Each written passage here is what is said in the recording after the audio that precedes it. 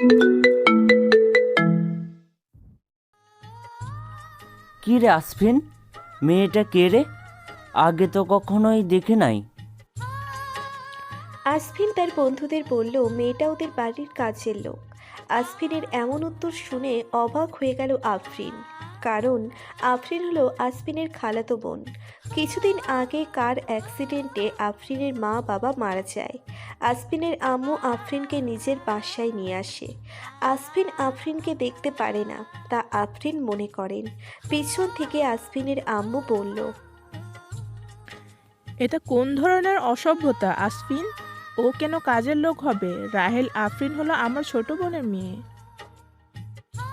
ও আচ্ছা আন্টি, আগে দেখি নাই তো, তাই আজ করলাম। আর আসফিন, এটা ঠিক করলি না তুই।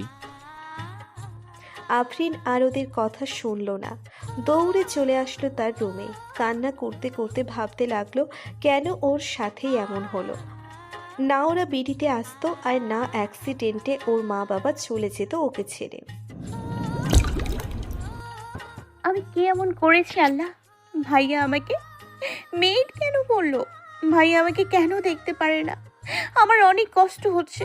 Mummy papa, I miss you. নিচ থেকে আফরিনের খালা শাহিরা তাকে ডাকছে, তাই চোখ মুখ মুছে নিচে গেলাম। মামনি আমাকে নিজের কাছে ডেকে বলল, আবু কিছু করিস না, জানিসই তো আসফিন এমন একরোখা। আর ওর কথা তুই ধরিস না, আমি আছি না, কান্না করবি না একদম। শোনা, যাতে বিলে বস। মামুনি, আমার ভালো লাগছে না, আমি খাবো না গো। একদম মাইর দিব এখন, আমার কথা না শুনলে। চল চল, আমি খাওয়াই দিব। আফরিন আর না করতে পারল না, তার মামনি তাকে খাবার খাইয়ে দিতে লাগলো।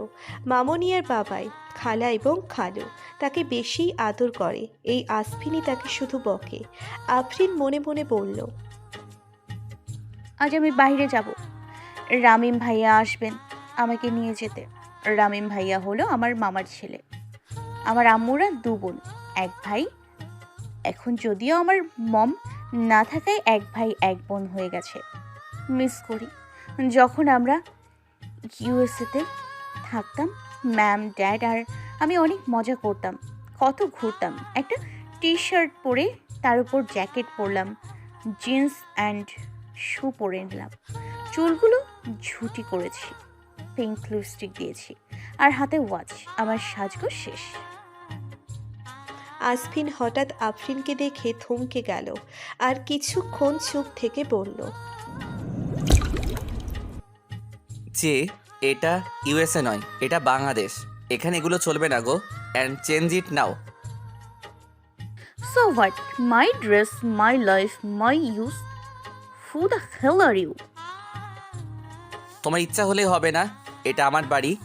এখানে থাকতে হলে শালীনতা বজায় রেখে থাকতে হবে। এসব ওয়েস্টার্ন আমার বাসার জন্য না। Understand you beach? আফরিন কিছু বলল না। আসফিনের কথায় সে কষ্ট পেয়েছে। সে রুমে চলে গেল। সে আর কী বা করবে? তার তো এসব ছাড়া আর জামা নেই, কারণ সে ওয়েস্টার্ন পরতো সব সময়। কিছুক্ষণ পর মামুনি এসে আফরিনকে একটা শপিং ব্যাগ দিয়ে গেল। আফরিন শপিং ব্যাগ খুলে খুব সুন্দর একটা গাউন পেল, কালো রঙের, যা দেখে তার মন ভালো হয়ে গেল।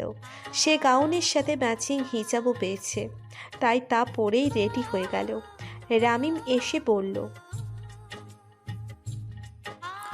আফরিন আমার কিউটি বোন কই রে? এই যে আমি ভাইউ। I miss you so much. I also so miss you cutie. By the way, you are looking so pretty. সে এক হাত দিয়ে জড়িয়ে ধরল। থ্যাঙ্কস ব্রো, যাওয়া যাক। Yeah officially, let's go. Ramim আর আফরিন তার মামুনিকে বলে বেরিয়ে গেল। তারা অনেক জায়গায় ঘুরল। দেন রাতে ডিনার করে 11টায় বাসায় আফরিনকে নামিয়ে দিয়ে চলে গেল। আফরিন বাসায় ঢুকে উপরে উঠতে যাবে, তখন আসফিন বলল, এটা কোনো হোটেল নয় যে যখন ইচ্ছা আসবে আর যখন ইচ্ছা যাবে তুমি। বলেই আফরিনের হাত ঘুরিয়ে ধরল। আমি ব্যথা পাচ্ছি ভাইয়া, লিভ মি। আগে আমার প্রশ্নের উত্তর দেন আপনি। এটা আসার সময় আপনার মেয়ে, আপনি ভুলে গেছেন রাত 11টা, তবুও আপনি বাসায় আসেন নাই। আপনার জন্য আমার আম্মু চিন্তায় শেষ। আপনি তো ফুর্তি করতে ব্যস্ত। ছি ভাই, এভাবে বলতে পারলো আমায়? আমি ফুর্তি করতে গেছি? এভাবে তাকালে যে আমি আপনার উপর গলে যাব, এটা কখনোই ভাববেন না। শেষবারের মতো ছেড়ে দিলাম। ভাইয়া কেন আমার সাথে এমন করে? আমি কি করেছি? ধাক্কা মেরে আফরিনকে ফেলে গটগট করে হেঁটে উপরে উঠে গেল। নিচে বসে কান্না করতে করতে নিচে পড়ায় সে হাতে ব্যথা পায়, কিন্তু তার চেয়ে বেশি পায় আসফিনের ব্যবহারে। নিয়তি এমন এক জিনিস, কখন কি হয় কেউ জানে না। আজব দুনিয়ায় কেউ ভালো থাকে তো আবার কেউ খারাপ, কেউ আবার নিজের দুনিয়ায় ব্যস্ত। সারা শহর নিস্তব্ধ, যে যার মতো ঘুমুচ্ছে। শুধু ঘুম নেই আসফিনের চোখে। আজ সে তার প্রিয়তমাকে অনেক আঘাত করে ফেলেছে। কী বা আর করবে। আসফিন আফরিনদের লেট দেখে তার অনেক টেনশন হচ্ছিল। সে রামিম আর আফরিনকে অনেক কল দিয়েছিল, কিন্তু কেউ ধরে নাই।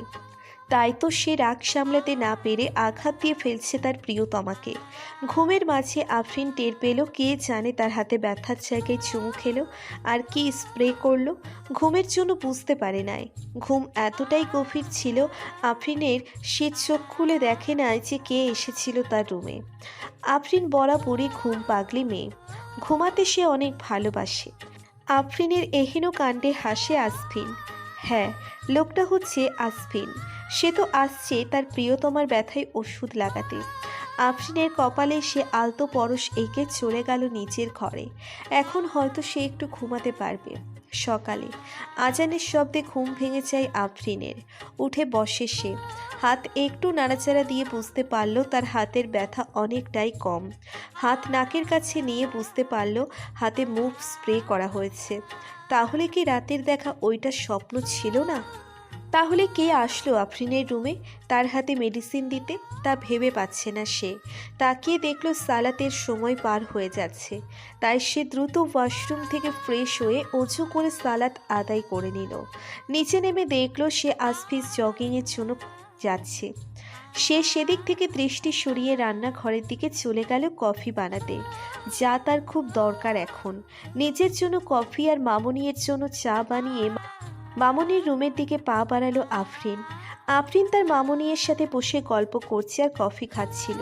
তখনই মামুনি বলল, আসফিন জগিং থেকে ফিরে জুস খায়, তা আবার ফ্রুটস দিয়ে বানানো। আসছে রে নবাব জাদা। হ্যাঁ, এটা খায় না, ওটা খায় না, এটা ঠিক না, ওটা ঠিক না। মামনি, তুমি কি ভাইয়া হওয়ার পর ছোটবেলায় কি তার মুখে মিষ্টি দাওনি? যা ফাজিল কোথাকার, এভাবে কেউ বলে? ও আসলে এমনই উচ্ছৃঙ্খল দেখতে পারে না। ও সবসময় চায় যে আমরা আমাদের আদব কানুন মেনে চলি। ওয়েস্টার্ন কালারও দেখতে পারে না। আমি কি করব মামুনি? ইউনো না, আমি কোথায় থাকতাম, কিভাবে থাকতাম?